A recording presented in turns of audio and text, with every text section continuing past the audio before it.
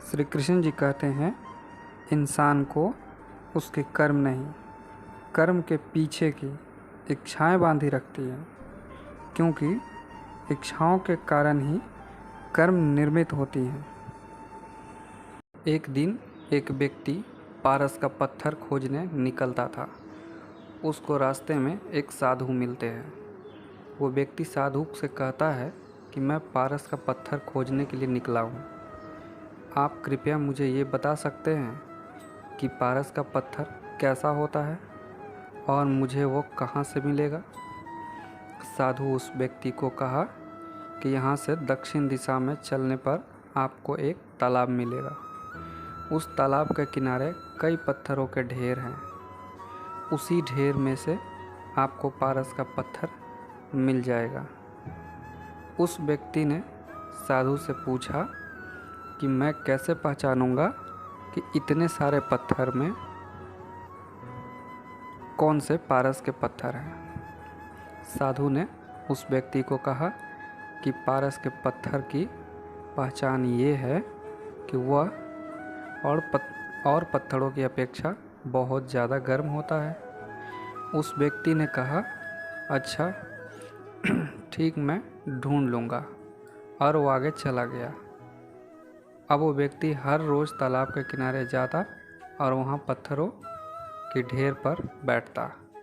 वहाँ पर बैठकर वो एक पत्थर उठाता और उसे अपने गाल से छुआता और यह जानने का प्रयास करता कि यह पत्थर गर्म है या नहीं।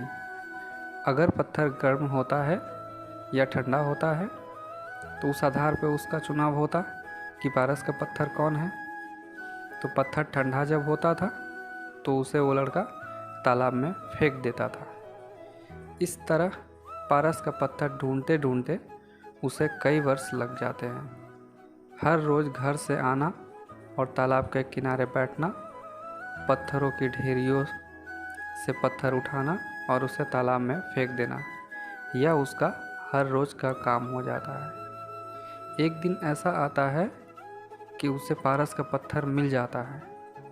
उसने एक पत्थर उठाया और उस पत्थर को गले से छुआया।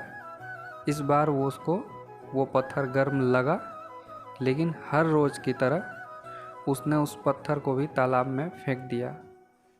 पत्थर तालाब में फेंकने के बाद उसको यह एहसास हो गया कि उसने यह पारस के पत्थर को तालाब में फेंक दिया, जिसके लिए वो इतने वर्षों से कठोर परिश्रम करता था।